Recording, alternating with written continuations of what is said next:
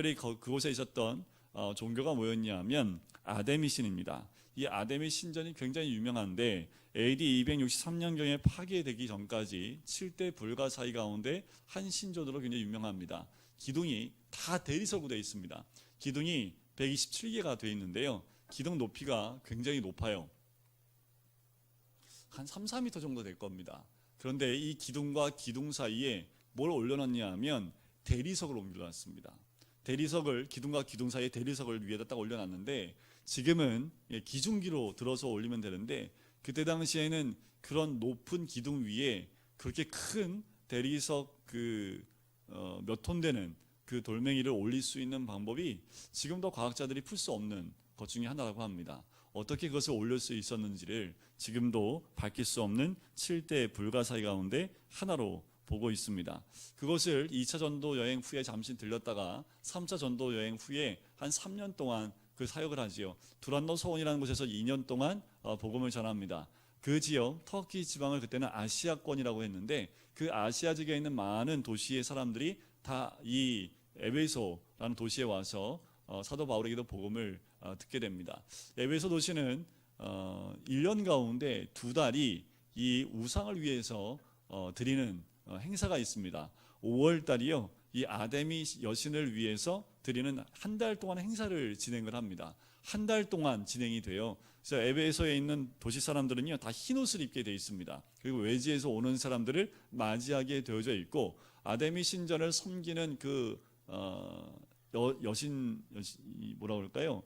섬기는 사람들이 있습니다. 여자가 있고 남자가 있는데 그때 한 달 동안 이들은 아데미 여신 자체가 다신의 신이기 때문에 그때 이 도시 안에서는 성적인 문란함이 굉장히 공식적으로 허락되는 때가 그때입니다. 그 아데미 신전을 섬겼던 그 남창 여창하는 그 사람들 평상시에는 그렇게 자신의 몸을 통해서 돈을 벌었던 사람이지만 그 한 달 동안은 신전 안에서 공식적으로 돈을 받고 돈을 벌 수 있는 때가 그 한 달입니다. 또 하나는 뭐가 있냐면 황제를 그때 당시에 신격화해서 이 에베소 도시에서는요 한 12월경 한 달 동안 황제를 섬기는 또 축제를 벌이게 됩니다. 그러니까 1년에 2번의 2달 동안의 축제가 있어요. 그게 이 에베소 도시였습니다. 근데 그곳에 들어가 사도 바울이 뭘 했습니까? 복음의 원자 폭탄을 탁 터뜨린 거지요. 일순간에 에베소 도시가 초토화됩니다. 그래서 사도행전 19장에 보면 그 아데미 여신을 팔아서 돈을 버는 사람이 있었는데 이게 복음이 들어가다 보니까 뭐가 안 팔려요? 이게 안 팔리는 거예요. 그래서 어떻게 해요? 폭동을 일으킵니다. 그래서 그때 당시에 극장으로 사람들이 몰려가서 사도 바울을 잡으려고 했지만 사도 바울을 잡지를 못했던 그 사건이 있지요. 그 사건이 있을 만큼 그 도시에 복음이 전파되고 난 다음에 우상의 세력이 약해졌던 곳이 이 에베소 도시이기도 합니다. 기록 목적을 보시면 에베소 교회의 문제인 이방인과 유대인의 분열을 방지하는 것이 그래서 하나됨에 대한 이야기가 나온 거고요. 두 번째는 흩어진 교회들이 그리스도 안에서 또 통일되고 연합되고 하나 되게 되는 것, 교회론적인 부분들을 적고 있지요. 특징을 보시면 교회론적 서신이며 옥중 서신입니다. 바울의 개인적 문제 언급이 거의 나와 있지 않은 특징이 있고요. 또 전 복음의 집약체입니다. 구원의 계획, 실현, 완성을 간략하게 적고 있는 책이기도 하고요. 골로새서와 굉장히 유사합니다. 거의 대부분 비슷하다고 보시면 될 것 같고요. 그런데 영적 투쟁이, 영적 전쟁, 전신갑주를 취하라는 말씀이 이 에베소서 6장 가운데 등장을 합니다. 교회의 직분이 특별히 나옵니다. 사도, 선지자, 복음 전하는 자, 목사, 교사 이렇게 교회의 직분도 언급되어져 있는데 이것이 4장에 등장하는 모습을 보게 되지요. 그리고 각 장별 이제 장제목을 보시면 각 장별 핵심 용어입니다. 근데 보시면 1장은 선택과 예정, 2장은 화평을 이루심, 3장은 은혜의 경륜에 대해서, 4장은 이제 하나됨, 그리고 5장이 빛의 자녀의 삶이 무엇인지, 그 6장은 전신갑주를 취해야 되는 그 부분이 이 6장에 기록되어져 있습니다. 그러면 간략하게 우리가 1장부터 6장까지 한번 쭉 함께 보면서 사도 바울이 에베소 교회에 무슨 말씀을 전하고 있는지를 한번 보도록 하겠습니다. 자, 항상 사도 바울은 편지를 쓸 때 발신자를 얘기하고 수신자를 얘기합니다. 그리고 그 교회를 또 은혜와 평강이 있을지라도 축복하면서 항상 서론이 시작을 합니다. 자, 그러면서 3절부터 14절까지는 삼위일체 하나님이 하셨던 사역들에 대해서 간략하게 요약을 해놨습니다. 특별히 성부 하나님이 하셨던 그 사역, 자 4절에 보면 곧 창세전에 그리스도 안에서 우리를 택하사 예정하셨다라는 얘기죠. 5절에도 보면 그 얘기 나옵니다. 그 기쁘신 뜻대로 우리를 예정하시는 분, 그분이 우리 성부 하나님의 사역 가운데 있었던 것, 그 하나님의 영광을 찬송하게 하라는 것이다 라고 6절의 끝에 나오지요. 이렇게 하나님 아버지, 우리 성부 하나님의 사역이라면 성자 예수 그리스도, 성자 하나님의 사역은 7절에 나옵니다. 바로 우리는 그리스도 안에서 그의 은혜의 풍성함을 따라 그의 피로 보혈을 말미암아 속량 곧 죄사함을 받았다라는 거지요. 우리 예수님이 우리에게 주신 사역 가운데 가장 중요한 게 뭐예요? 속량입니다. 죄 사함의 사역이다 라고 얘기하는 거지요. 그래서요, 그 그리스도 이름, 그리스도 안에서 10절에 보면 모두가 하나 되게 하려 하심이라는 거지요.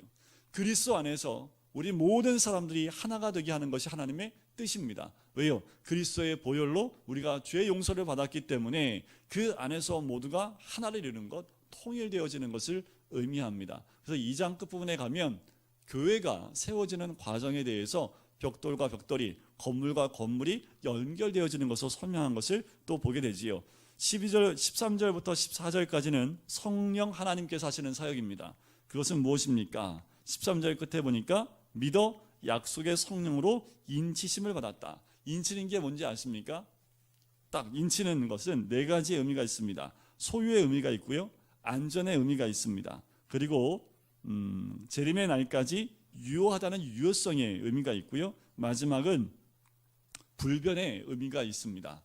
여러분들 인치는 것, 이거는 여러분들 옛날 고대 시대 때 편지를 쓰면 편지를 인봉한다고 하지요. 그것을 인친다고 합니다. 그는 수신자 외에는 그 인을 뗄 수가 없는 거지요. 성령께서 우리 각 사람에게 그 인을 쳤다라는 겁니다. 언제 이 인이 떨어져요? 예수님이 재림하실 때, 또 우리가 주님 앞에 갈 때 이 인침을 통해서 우리가 주의 것이라는 그 소유가 인정되게 되는 것을 우리 성령 하나님께서 하신다라는 거지요. 이 세 가지 사역을 하시면서 사도 바울이 기도를 합니다. 이제 15절부터 마지막 절까지 나오는 것이 사도 바울의 기도입니다.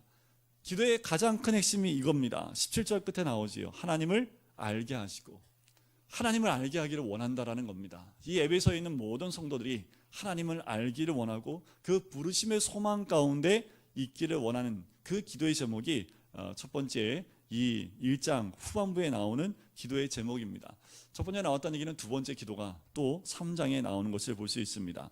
자, 그런데 2장에 가서는 어떤 내용이냐면 그리스도 안에서 우리가 하나가 되고 화평을 이루었다라는 얘기를 합니다. 그러면서 우리 예수님은 어떤 분이냐면 허물과 죄로 죽었던 너희를 살리셨다라는 거지요.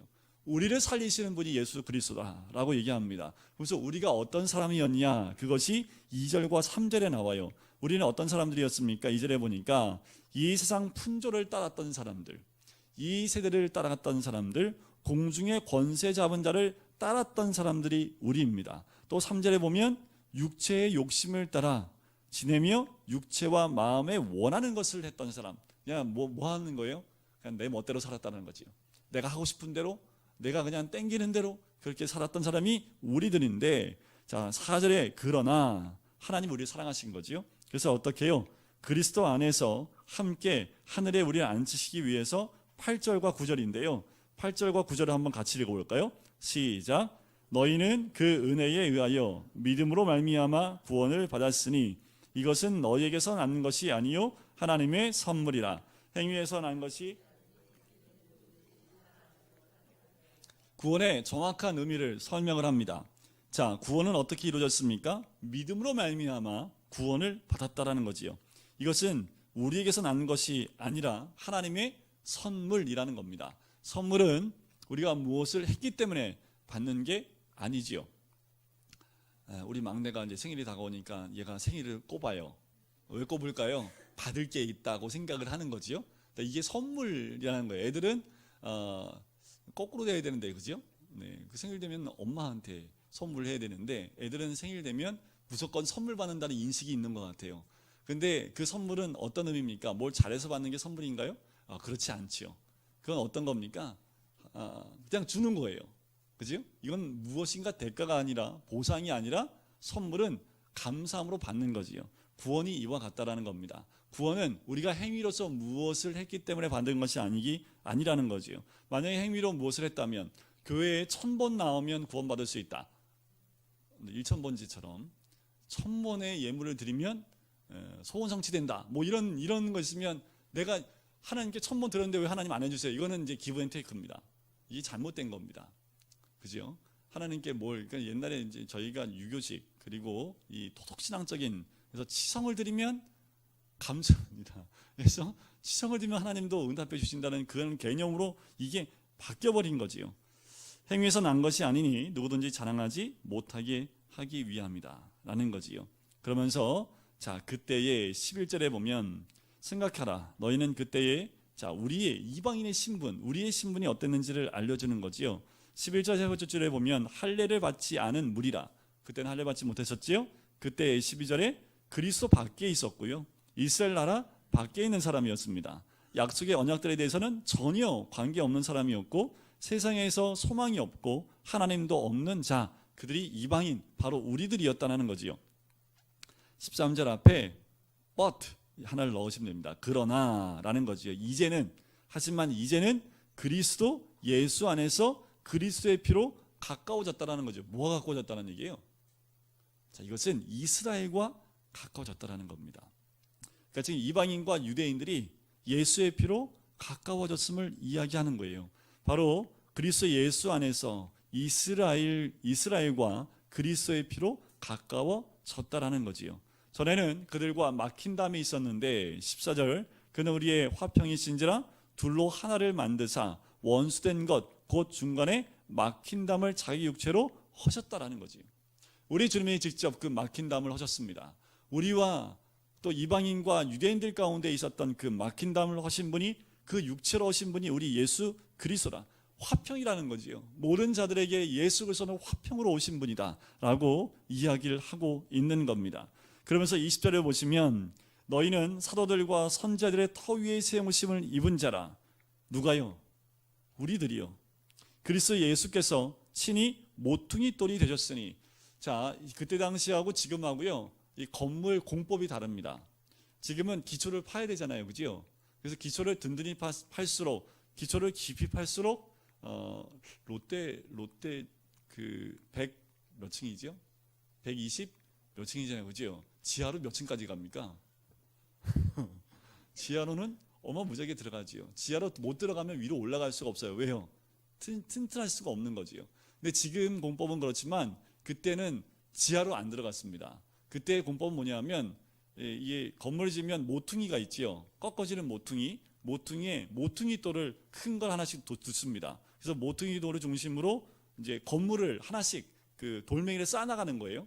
그래서 모퉁이 돌 중심으로 다음 모퉁이 돌까지 쌓아요. 그렇게 해서 4개의 모퉁이 돌을 중심으로 해서 이제 돌멩이를 쌓아가면서 건물을 올라갑니다. 이 건물을 무너뜨리는 방법은요, 간단해요. 모퉁이 돌 빼버리면 그냥 무너져 버립니다. 주춧돌이 되기 때문에 무너져요. 그만큼 모퉁이 돌이 굉장히 중요합니다. 그런데 누가 모퉁이 돌이에요? 예수님이 모퉁이 돌이 됐다라는 거지요. 그러면 우리들은요, 그 위에, 그의 안에서 건물마다 서로 연결하여 21절에 보면 주 안에서 성전이 되어 간다라는 거지요. 우리 한 사람 한 사람이 예수 그리스도의 모퉁이 돌 위에 하나씩 세워져 가면서 서로 연결되어져 성전으로 지어져 가는 것이 우리 교회입니다. 교회는 이 건물의 교회를 이야기하는 것이 아니라 그리스도가 모퉁이 돌이 되는 영적인 성전을 의미하는 거지요. 그래서 우리 한 사람이 성전이지만 우리 한 사람 한 사람이 서로 연결되어져서 성전으로 지어져 가는 것이 이 교회론의 가장 기본입니다. 그래서 22절에 보면, 너희도 성령 안에서 하나님이 거하실 처소가 되기까지 그리스도 예수 안에서 함께 지어져 가고 있다는 거지요. 이 땅에서 완벽한 성전이 있을까요? 완벽한 성전은 에덴 동산 이후로 이제 새 예루살렘이 올 때 완성이 되겠지요. 그렇게 주님이 오실 그때 완성이 됩니다. 지금은 미완성이지요. 지금도 우리는 지어져 가고 있고 하나님의 성전으로 되어져 가고 있는 모습을 보게 됩니다. 그러면서 이방인 얘기가 나왔기 때문에 사도 바울이 다시 한번 이방인 얘기를 해요. 왜냐하면 사도 바울의 사역 자체가 누구를 향한 사역입니까? 이방인을 위한 사역이지요. 그러면서 3장 5절에 보면 이렇게 얘기를 합니다. 이제 그의 거룩한 사도들과 선지자들에게 성령으로 나타나신 것 같이 다른 세대에서는 사람의 아들들에게 알리지 아니하셨으니, 이게 비밀의 경륜이라고 얘기하는 거예요. 자, 뭐가 비밀의 경륜이냐면 6절에 나옵니다. 이는 이방인들이 복음으로 말미암아 그리스도 예수 안에서 함께 상속자가 되고 함께 지체가 되고 함께 약속에 참여하는 자가 됩니다. 이게 굉장히 큰 사건입니다. 왜냐하면 유대인들은 누구만 구원받을 수 있어요? 누구만 하나님의 자녀예요? 누구만 아브라함의 자손입니까? 자기들만. 그런데 예수 그리스도를 통해서 이 비밀이 풀렸는데, 그게 뭐냐면 이방인들도 복음으로 말미암아 함께 상속자의 대열에 갈 수 있고 또 함께 지체가 되고 함께 약속에 참여하는 자가 됐다라는 거지요. 이것이 9절 두 번째 절에 보면 비밀의 경륜이 어떠한 것을 드러내게 하려 하심이라는 거지요. 이 비밀을 사도 바울은 알았습니다. 그래서 이 비밀을 사도 바울이 이방인들을 통해서, 복음을 전함을 통해서 이것이 회복되게 했던 사람이 자기가 했던 사역이다라고 이야기를 하는 거지요. 그러면서 다시 한번 두 번째 바울이 중보기도를 하는 장면이 14절부터 21절까지 나옵니다. 18절 한번 보실까요? 능히 모든 성도와 함께 지식에 넘치는 그리스도의 사랑을 알고, 계속 알아가는 거예요. 첫 번째 기도는 하나님을 알아가는 건데, 두 번째 기도는 뭡니까? 사랑 가운데 뿌리를 내리고 터가 굳어져서 지식에 넘치는 그리스도의 사랑을 알고, 그 사랑이 어떠냐 하면 너비와 길이와 높이와 깊이가 어떠함을 깨달아 하나님의 모든 충만하신 것으로 너희에게 충만하게 하시기를 원하노라. 이게 사도 바울의 기도입니다. 지금도 변함이 없습니다. 제가 우리 성도님들을 위해서 기도할 때는 이 기도도 함께 들어가지요. 하나님을 더 깊이 알고 더 깊이 만나서 하나님의 그 마음을 알고 그 마음에 따라 신앙생활할 수 있는, 그것이 우리가 해야 될 가장 중요한 신앙의 모습이기도 합니다. 자, 4장에 넘어가면 이런 얘기가 나와요. 주 안에 갇힌 내가 옥중서치라는 것을 알려주고 있죠. 1절에. 그러면서 우리가 하나 돼야 됨을 얘기합니다. 자, 3절 한번 볼까요? 4장 3절 우리가 같이 한번 읽어보겠습니다. 4장 3절입니다. 시작. 평안에 매는 줄로 성령이 하나 되게 하시는 것을 힘써 지키라. 다시요. 평안에 매는 줄로 성령이 하나 되게 하시는 것을 힘써 지키라. 평안의 줄을 가지고 성령이 하나 되게 하시는 것을 지켜 행하라 라고 이야기하는 거지요. 왜냐하면 몸이 하나지요, 성령도 하나입니다. 그리고 주도 하나고 믿음도 하나고 세례도 하나고 하나님도 한 분이기 때문에 그렇다는 거지요. 우리는 다 하나라는 겁니다. 주도 한 분이요, 성령도 한 분이요, 세례도 하나요, 믿음도 하나이기 때문에 우리 모두가 하나가 되어야 됨을 주님 안에서 이야기하고 있는 거지요. 하나됨에 대해서 이야기하고 있는 거지요. 그래서 11절에 보면 그 어떤 사람은 이제 교회 안에서 직분들이 나옵니다. 사도로, 선지자로, 복음 전하는 자로, 목사와 교사로 삼았으니, 여러분들 이 안에 다 들어가실 주의 이름으로 간절히 축원드립니다. 아멘이시죠? 또 하라고 하시면 또 뭘 시키려고 또 목사님이 그러시나 네, 이렇게 생각하지 마시고 성경에 나와 있으니까, 그죠? 왜 이렇게 사역자를 세웠냐 하면 12절에 그 이유가 나옵니다. 왜 세웠어요? 성도를 온전하게 하는 겁니다. 이 사역을 감당하는 사람들은 성도를 온전하게 하며 또 뭐예요? 봉사의 일을 하게 하며 그리스도의 몸을 세우려 하십니다. 그리스도의 몸을 세우는 거예요. 그리고 온전하게 하는 것뿐만 아니라 봉사일을 통해서 하나님의 나라를 충만하게, 그리고 장성한 분량까지 13절에 보니까 그렇게 나오지요. 온전한 사람을 이루어 그리스도의 장성한 분량이 충만한 데까지 이르게 하는 것이, 이것이 이 사역자들이 해야 될 본분이다 라고 이야기를 하는 겁니다. 자, 그렇게 구원받은 우리들, 주님 안에서 하나가 된 우리들이 어떠한 삶을 살아야 될지가 17절부터 등장해요. 자, 우리가 어떤 삶을 살았던 사람인지 그 부분이 17절, 18절, 19절에 나옵니다. 총명이 어두웠고요, 마음이 굳어졌었고요, 하나님 생명도 떠나 있었고요, 19절에 강박도 없었고요, 방탕방임했었고요, 더러운 것을 욕심을 행했던 그 사람들을, 예수 믿기 전에 우리가 그랬던 사람들인데, 자, 그 유명한 22절 말씀이 나와요. 그러니까 너희는 어떻게 하라고요? 유혹의 욕심을 따라 썩어져가는 구습을 따르는 옛사람을 벗어버리고, 벗으십시오. 벗으셔야 됩니다. 사도 바울이 이 옷을 입고 벗는 것으로 이것을 설명을 해요. 왜요? 옛사람은 벗어버려야 된다라는 거지요. 한번 길거리에서 계시는 분들 있잖아요. 노숙하시는 분들, 어떤 분이 이제 노숙하시는 분을 이제 좀 섬기려고 이제 어느 교회에서 이제 모셔다가 이제 몸이 너무 약해지신 분을 모셔다가 이제 씻겨드리려고 옷을 벗기는데요. 옷이 몇 벌을 껴입었는지. 근데 너무 안타까운 건 이분이 옷을 너무 많이 입으니까 화장실을 못 가는 거예요. 옷을 벗을 수 없으니까. 그 상태로 그냥 볼일 보고 또 거기다 옷 입고, 그러니까 막 엉망진창이 됐는데, 그 이제 병이 걸렸는데도 의사들이 어떻게 할 수가 없는 거예요. 그래서 옷을 벗기는데 한 벌이 아니라요. 이게 언제 입은 건지 모르겠는데 이제 옷이 또 서로 달라붙어 있고 하나하나 벗겨 나가는데 가위로 자르지 않으면 벗기지 않을 만큼 떡이 돼 있는, 이게 왜 갑자기 생각이 나냐 하면 옛사람이 그렇게 우리에게 붙어 있는 겁니다. 빨리 벗지 않으면 우리도 그와 같은 모습일 수밖에 없는 거죠. 뭘 입으라고 하세요? 벗어버리고 23절 24절 오직 너희의 심령에 새롭게 되어 하나님을 따라 의와 진리의 거룩함으로 지으심을 받은 뭘 입으라고요? 새 사람을 입으라는 겁니다. 우리가 해야 될 것, 옛사람은 늘 벗고 새 사람을 입어야 된다는 거지요. 옛사람을 입은 상태에서 새 사람을 입지 말라는 겁니다. 옛사람을 입은 상태에서 새 사람을 입는 것, 그것은 어울리지 않고요, 그렇게 입을 수도 없습니다. 옛사람을 벗어야 됩니다. 벗고 새 사람을 입어야지요. 또 벗고 새 사람을 입어야 되지요. 이것이 사도 바울이 우리 예수 그리스도를 믿는 과거에 있는 모든 것을 벗어버리고 이제 주님 안에서 심령이 새롭게 됨으로 새로운 새 사람을 입어야 된다라고 하는 거지요. 그래서 25절부터 32절까지 내용이 뭐냐면 새 사람을 입은 자의 삶이 어떤 삶인지에서 나오는 거예요. 거기 보면 특별하게 나온 게 26절 같이 한번 읽어볼까요? 시작. 분을 내어도 죄를 짓지 말며 해가 지도록 분을 품지 말고, 왜냐하면 마귀에게 틈을 주지 말라. 자, 분을 낼 수 있어요, 없어요? 분을 내어도잖아요, 그죠? 분을 낼 수는 있어요. 근데 분을 품고 뭐 하지 말라고요? 해가 지도록 잊지 말라고요. 그러니까 분을 품고 하루를 지내지 말라는 겁니다. 그렇게 되면 어떻게 돼요? 마귀에게 틈을 주게 된다는 겁니다. 자, 분을 낼 수 있어요. 하지만 그 분을 가지고 죄를 짓지 말라고 하는 거지요. 요새 이 시대가 너무나 힘든 것 때문인지 모르겠지만 한번 분이 폭발하면요, 사람들이 컨트롤을 못하는, 절제력이 없는 그 모습들을 많이 봅니다.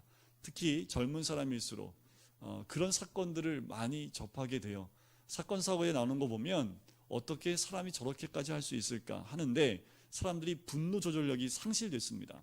한번 분노가 되면요, 그래도 힘들고 어렵게 살았던 우리 어르신 세대는요, 분노를 조절할 수 있었어요. 어떻든 간에 자식을 위해서 분노를 조절하기도 하고 여러 가지 환경 가운데 분노를 조절했는데, 지금은 그 분노를 조절하지 않지요. 어떻게 자기 아들을, 그것도 1개월밖에 안 된, 운다고 그렇게 학대를 할 수 있는지도 이해가 도저히 안 되는 거죠. 이 시대가 그런 시대가 되었다라는 거지요. 그래서 주님이 말씀하시는 거예요. 분을 내어도요, 죄를 짓지 말라라 라고 얘기하는 거지요. 우리가 어떤 사람들이게요? 5장에 우리가 어떤 사람인지 나옵니다. 자, 1절에 보면 이렇게 나오지요. 그러므로 사랑을 받는 자녀같이 너희는 누구를 본받는 자가 되라고요? 하나님을 본받는 자가 되라. 자, 하나님 본받는 자가 되라. 어떻게 하는 것이 하나님이 본받는 생활이냐 하면 2절에 이렇게 나옵니다. 2절 두 번째 줄에 사랑 가운데서 행하라. 이것이 하나님 본받는 자의 삶입니다. 어디서 생활하라고요? 사랑 가운데서 행하라 라는 거지요. 3절부터 7절까지 나오는 내용은요, 불순종한 죄인의 생활을 버리라 라는 겁니다. 불순종한 죄인의 삶이 뭐냐면 대표적으로 3절에 나옵니다. 음행과 온갖 더러운 것과 탐욕은 너희 중에서 뭐로 부르지 말라고요? 그 이름조차도 부르지 말라라는 겁니다. 하나님 본받는 사람은 이런 불순종한 죄인의 생활을 버려야 된다라는 겁니다. 그리고 어떤 생활을 해야 되냐 하면 8절을 보실까요? 너희가 전에는 어두움이더니 이제는 주 안에서 빛이라. 빛의 자녀들처럼 행하라. 빛된 삶을 살아라라는 겁니다. 여러분들 빛된 삶이 뭡니까? 9절에 나오지요. 빛의 열매는 모든 착함과 의로움과 진실함에 있느니라 라는 겁니다. 우리 주님이 기뻐하시는지 아닌지 시험해 보라고 할 만큼 우리가 빛된 삶으로 나가야 됨을 이야기합니다. 우리 하나님 본받는 삶, 빛의 자녀가 되는 겁니다. 옆에 있는 얼굴을 한번 보세요. 네. 엄매 눈부셔 이렇게 돼야 되는데 눈이 안 부시고 그냥 개슴츠하게 한번 쳐다보시고 마시면 네, 옆에 사람에서 빛이 나요 안 나요? 빛이 안 나는 거죠, 그죠? 그러니까 우리는 교회 올 때마다 엄매 눈부셔 해서 선글라스 하나씩 끼고 교회에 와야 정상입니다. 영적인 선글라스를 하나씩 끼고 오셔야지요. 왜? 우리의 삶 가운데 우리는 빛의 자녀이기 때문에 항상 우리한테 무슨 열매가 맺혀요? 빛의 열매가 주렁주렁 맺히는 거지요. 그걸 누가 알아요? 나만 알면 안 돼요. 나만. 우리는 나는 아는데 옆에 있는 사람은 내가 빛의 열매 맺은지 몰라. 그건 빛의 열매가 아니지요. 그죠? 나는 빛의 열매를 맺은지 모르겠는데 주변에 있는 사람이 나를 보고 그 열매가 있음을 보게 되는 것. 이게 빛의 열매잖아요. 그죠? 근데 우리는 우리 스스로가 빛의 열매가 있다고 얘기하면서 주변에 있는 사람은 그게 뭔데 하며 쳐다보지 못하고 있다면 말이 안 되는 거지요. 14절에 보실까요? 잠자는 자여 깨어서 죽은 자들 가운데서 일어나라. 네, 잠자는 자여 깨어나. 네, 깨어서 네, 일어나라고 하시죠. 그죠? 그리스도께서 너에게 비추이시리라 라는 거지요. 여러분들 잠자다가도 언제 깹니까? 네, 햇빛이 착 아침 햇살이 착 들어오면 눈이 부시시 떠지죠. 그것이 우리 몸의 시각입니다.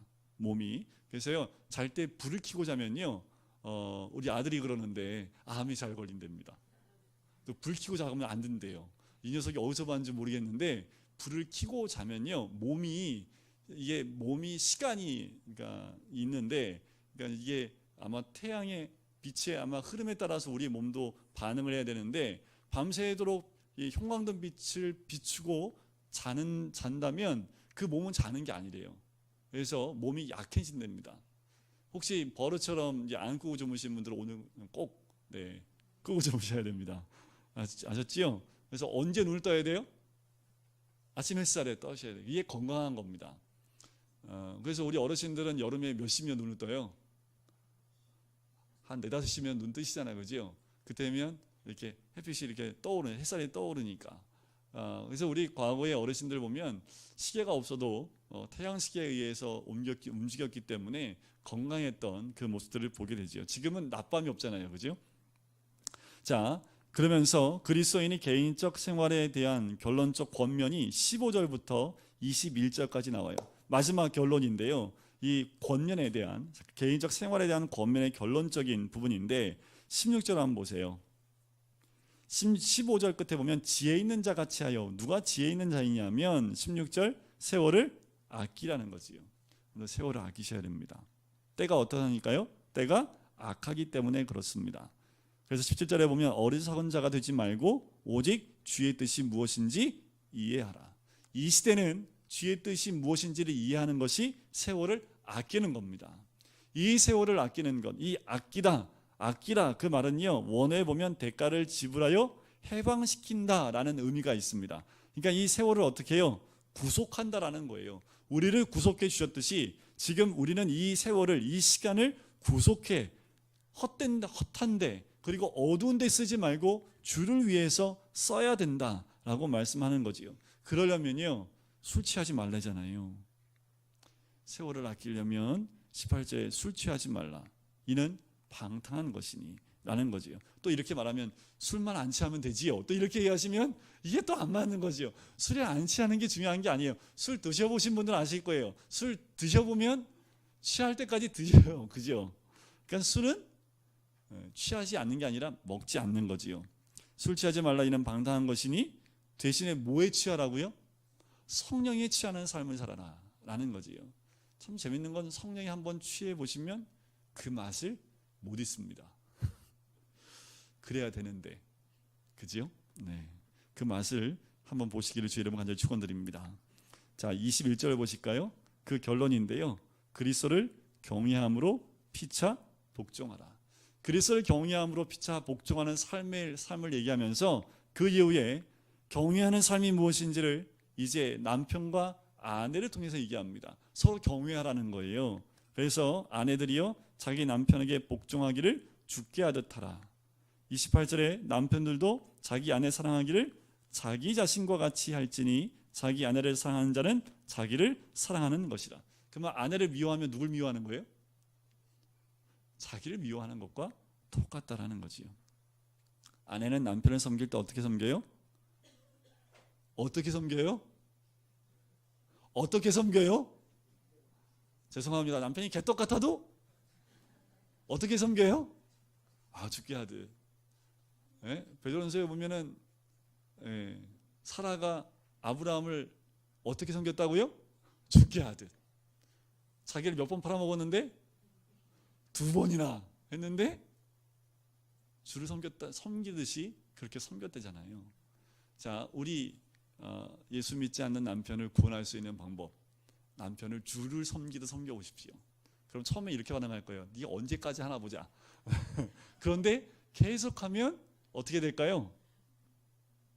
이 사람이 좀 바뀌었네. 요새 말씀 배운다더니 좀 사람이 달라졌네. 그러다 또 계속하면요, 나도 그 말씀 좀 배워볼까? 아멘 하셔야지 이때. 네, 그렇게 될 줄 믿습니다. 남편들은 아내를 대할 때 자기를 아끼듯. 그래서 남편들 건강을 위해서 막 열심히 하잖아요, 그죠? 그럼 건강을 위해서 하듯이 아내를 어떻게 해요? 그렇게 대하라라고 말씀을 하는 거지요. 이것이 비밀이 있고 큰 계명입니다. 그래서 6장에 넘어가면요, 이제 자녀와 부모의 관계가 나옵니다. 잘 들어 자녀들, 눈 뜨고. 자, 자녀들에게 얘기합니다. 6장 1절, 2절, 3절. 우리 애들만 읽어볼까요? 애들만. 성경책 없어? 성경 빨리 펴. 이거는 애들이 다 읽어야 됩니다. 저기 애들이 다 읽어야 돼. 이거는 성경책. 자, 크게 1절, 2절, 3절 시작.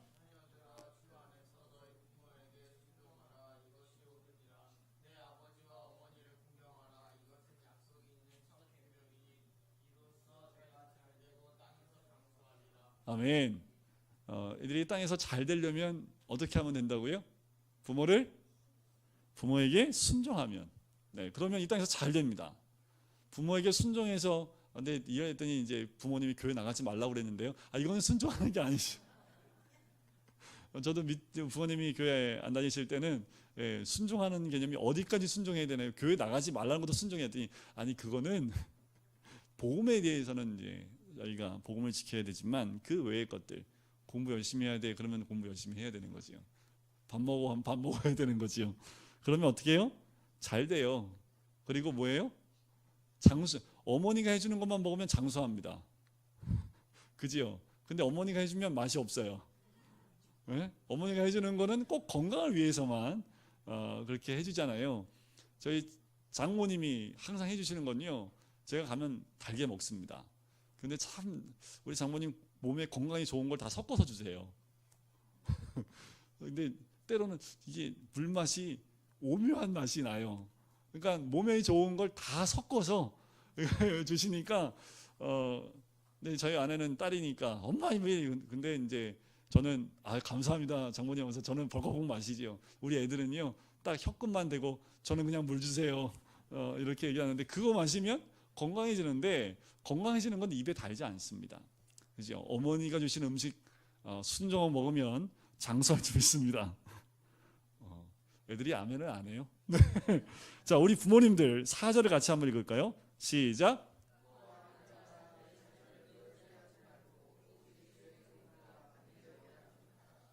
자, 이제 이건 부모에게 하는 말씀인데, 부모님들이 우리 아비들아 너희 자녀를 노엽게 하지 말라.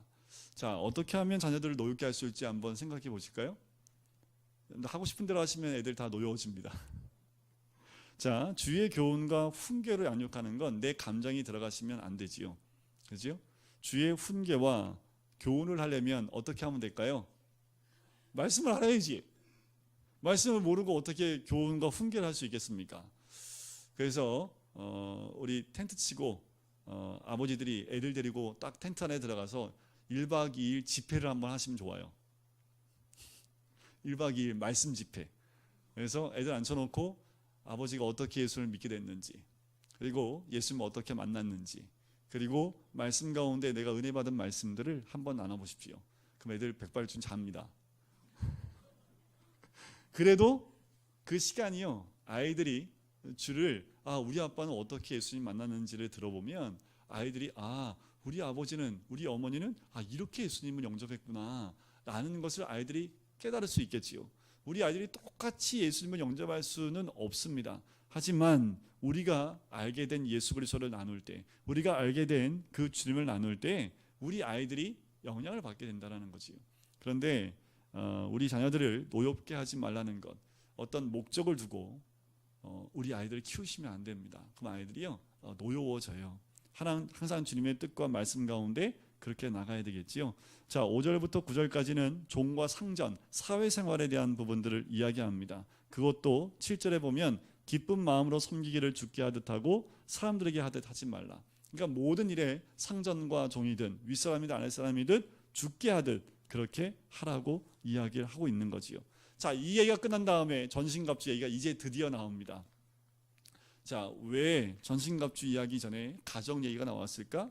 부모와 자녀 사이의 관계가 나왔을까? 그리고 상전과 종, 윗사람과 아랫사람에 대한 얘기가 나오고 왜 이 영적 전쟁에 대한 얘기가 나왔을까? 영적 전쟁이 나가기 전에 먼저 회복해야 될 것이 관계라는 겁니다.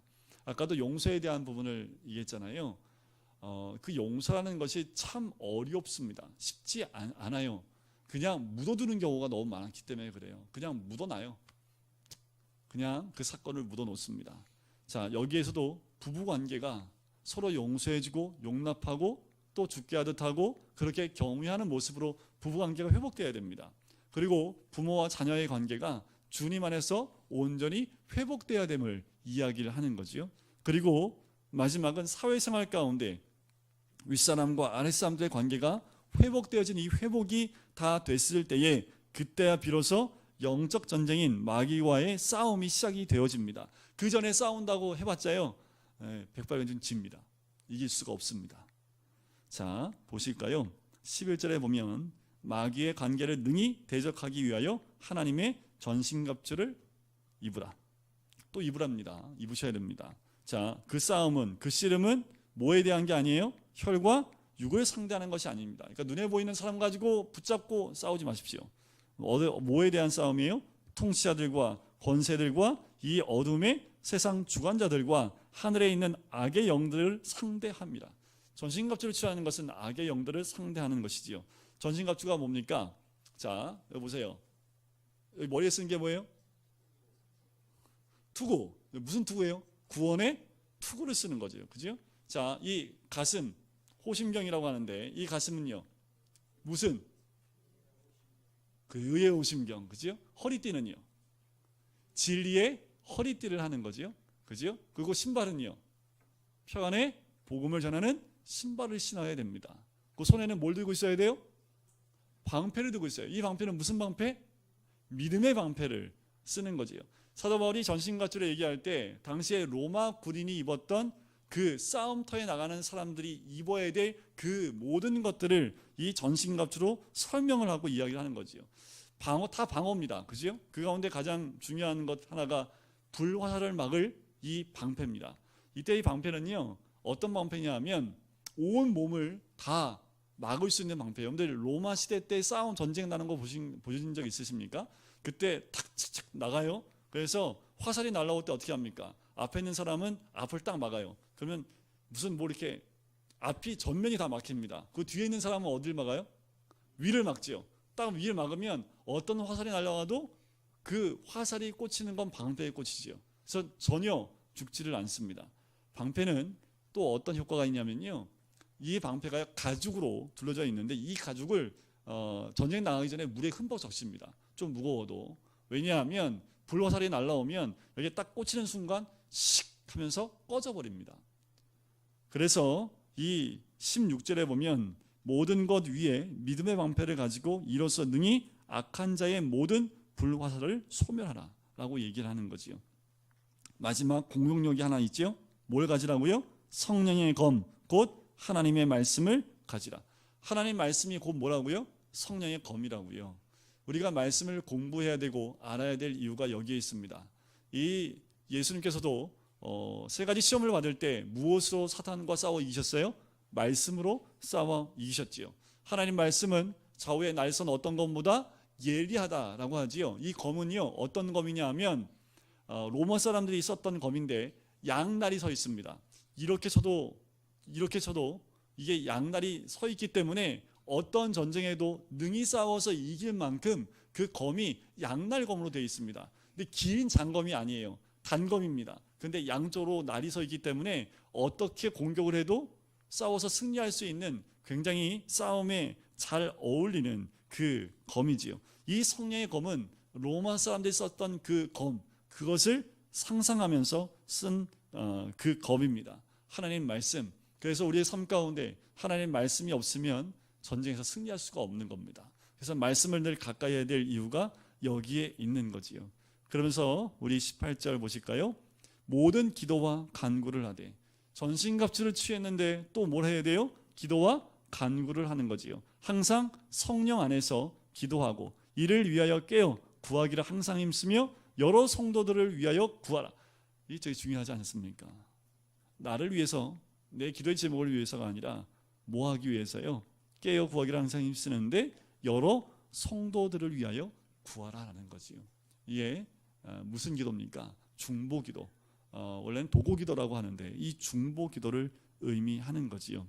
20절에 보세요. 이 일을 위하여 내가 쇠사슬의 메인 사신이 된 것은 나로 이 일에 당연히 할 말을 담대히 하게 하려 하십니다. 그 당연히 할 말이 복음의 비밀을 의미하는 거지요. 이 에베소서는 그렇게 에베소 교회 안에 분쟁이 하나가 되기를 원하고 교회가 그렇게 모퉁이 돌 위에 하나씩 연결되어져 성전이 지어져 가는 것처럼 우리가 다 성전으로 지어져 나가고 마지막 때에 전쟁, 영적 전쟁에서 승리할 수 있도록 전신갑주를 취하는 것, 그러기 위해서는 우리가 어떤 것이 회복되어야 돼요? 관계 회복이 가정에서부터, 부부부터 시작해서 부모와 자녀 간, 그리고 이제 부모 자녀 관계가 회복되면 사회생활 가운데 윗사람과 아랫사람이 회복되어지는 관계까지 나가야 됨을 이야기합니다. 이제 마지막 인사를 23절과 24절에 합니다. 우리 같이 한번 읽어볼까요? 시작. 아버지 하나님과 주 예수 그리스도께로부터 평안과 믿음을 겸한 사랑이 형제들에게 있을지어다. 우리 주 예수 그리스도를 변함없이 사랑하는 모든 자에게 은혜가 있을지어다. 아멘. 이 에베소서는 사도 바울이 이렇게 축복함으로 에베소서의 그 서신이 맞춰지게 됩니다. 우리의 삶 가운데 이 마지막 전신갑주처럼 주님 안에서 날마다 전신갑주 가운데 입고 영적 전쟁에서 승리하시는 우리 성도님 되시기를 주님의 이름으로 간절히 축원드립니다. 우리 같이 기도하실까요?